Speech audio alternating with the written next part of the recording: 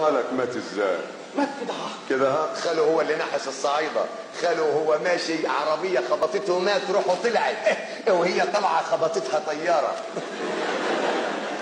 ومات. هو مين؟ خاله. ما هي روحه طلعت خبطتها طيارة. ماني فهمان بس هو مات. وفهمان؟ استناني شوية، ده انت ارحم منه بكتير. خاله مات ديجا. ايه بقول يعني دي اللي هتبقى انا خبطته عربية روحه طلعت خبطتها طيارة ومات. الطيار هو اللي مات يا ابن الكلب. وروحه طلعت وخبطتها صاروخ. هيفهم كيف؟ هيفهم كيف؟ تتوحم تروح. راح لدكتور السنان قال له شيل الجير وحط لي ورق حيط.